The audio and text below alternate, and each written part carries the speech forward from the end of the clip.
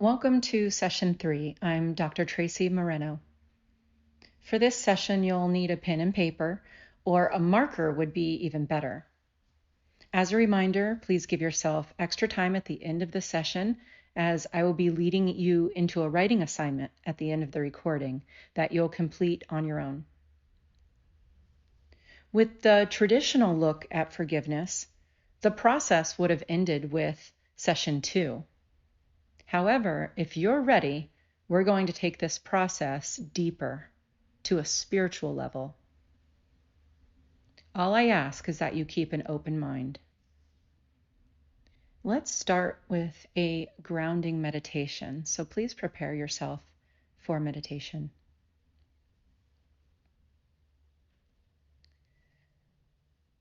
Sit comfortably with eyes closed and visualize your body as the trunk of a thick, strong tree.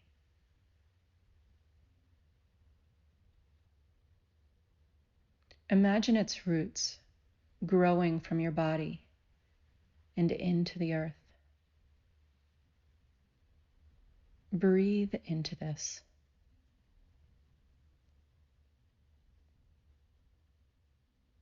Imagine the roots grow deeper into the earth, making your body stronger and able to withstand anything.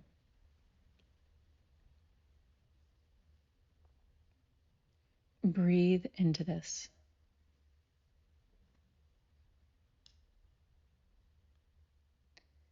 Keep imagining the roots going deeper as you become stronger.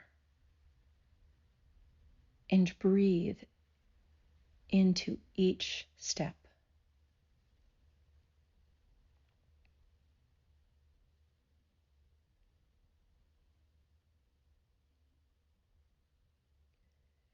Feel what it feels like to be powerful,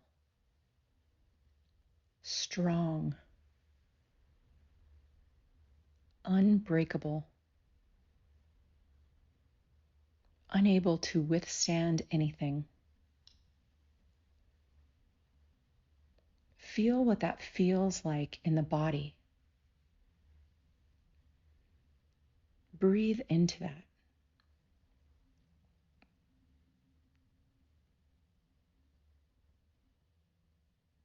Feel what that feels like in the mind.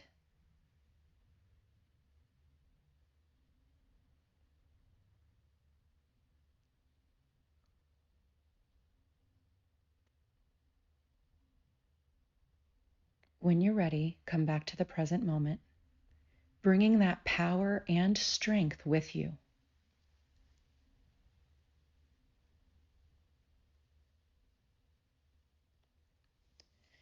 Now I'm going to have you repeat a statement out loud to yourself. I want you to feel what it feels like to say, I am a victim. Repeat that out loud. I am a victim. Take a moment and process how that feels.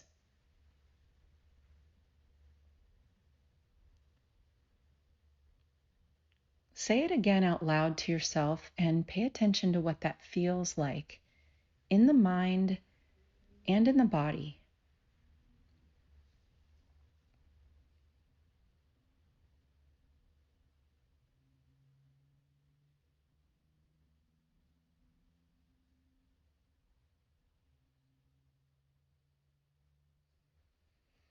Now I want you to get that pen and paper, or if you have the marker, and I want you to write down on your piece of paper in big capital letters, I am a victim. Cover the whole paper.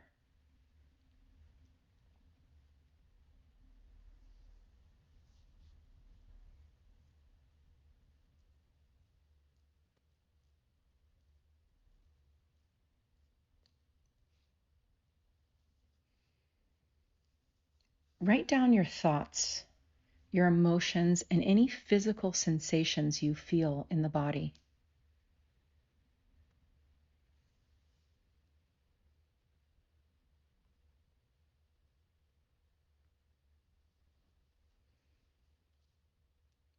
Feel free to pause this recording if you need a little bit more time with this.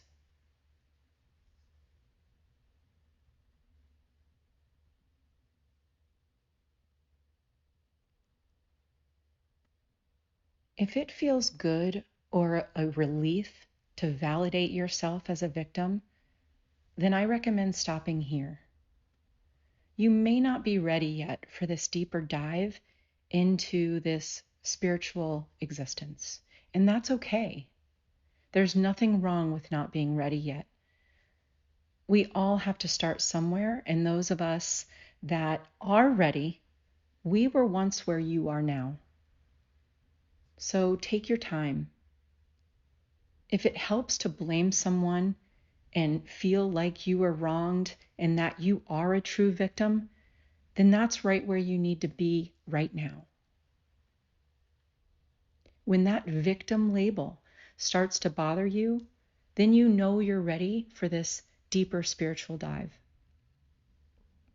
It could still be helpful to continue listening so that you can see where you'll one day be ready to go. It could plant the seed and help you get there a little faster. But again, this is not a race. If labeling yourself as a victim felt uncomfortable, aggravating, sad, or physically or emotionally painful in any way, you are ready to move on. Keep the paper that says I am a victim and put it with the rest of your therapy homework because we're going to be doing something with it later. Now let's take a look at the spiritual look at forgiveness. What if forgiveness wasn't even needed? I'm going to review some spiritual concepts with a brief pause between them for you to think about each one and think if this is something you already believe or if you can believe. Because believing is a choice. So what if we choose to believe that everything that happens to us is supposed to happen to us, so there's no reason to forgive?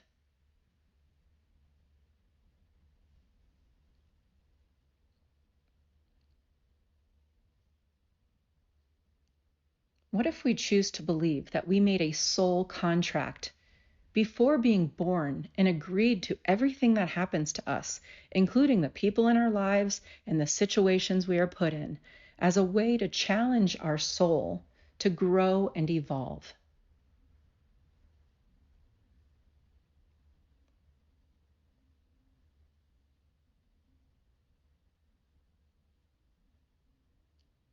What if we choose to believe that we are not victims to anything, nor have we ever been?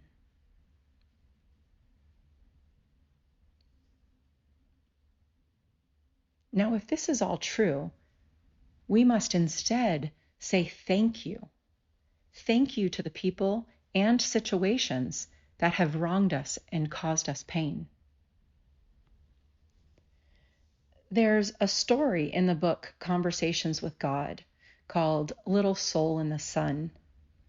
It's one of my favorite stories and one that saved me from a lifetime of pain through the path of forgiveness. It helped me make sense of true forgiveness from the heart and soul. It's about a little soul that yearns to experience divinity. This soul chooses to want to experience and learn the divinity of forgiveness. This little soul soon realizes that in order to learn the difficult lesson of forgiveness, they must have someone they need to forgive that has hurt them. The little soul realizes that in heaven, this is not possible, as every soul is created with perfection. Therefore, no one will hurt you, which means there will be no one to forgive. The little soul worries that they will not be able to experience this beautiful aspect of divinity.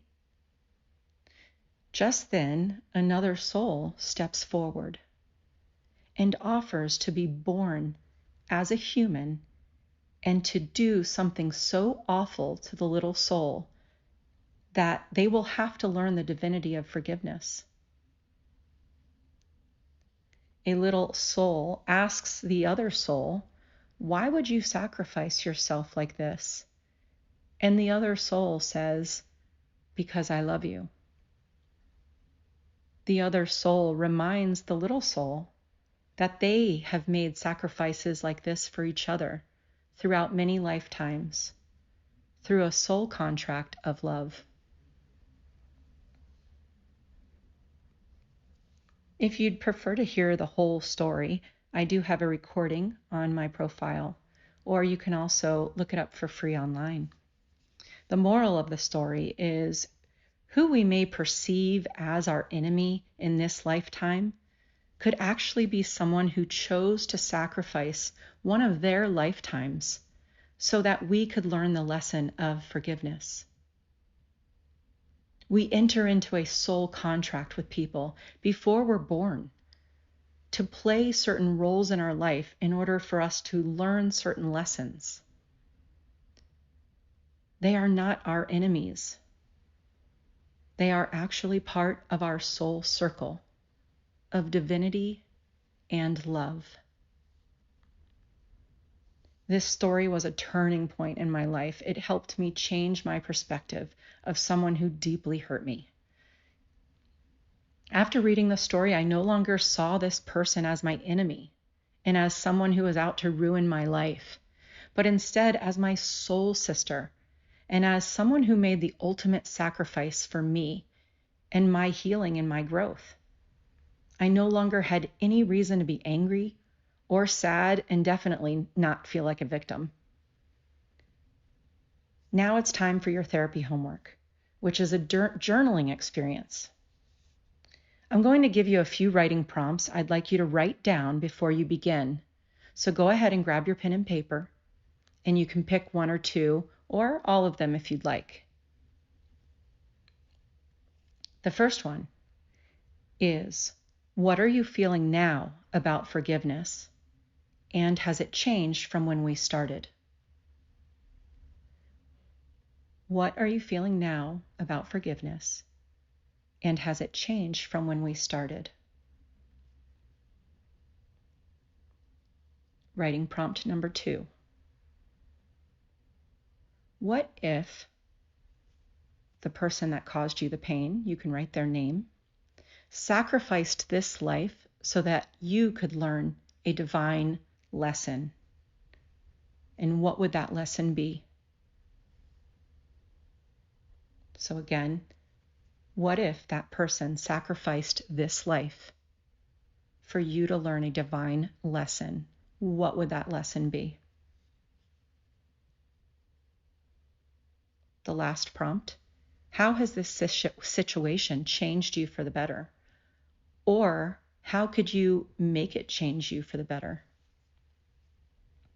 How has this situation changed you for the better? Or how could you make it change you for the better? This is the end of the session and the beginning of your therapy homework. When you're done with the therapy homework, I'd like you to really think about your spiritual beliefs and how you can incorporate them into this particular situation and the act of forgiveness. Good luck.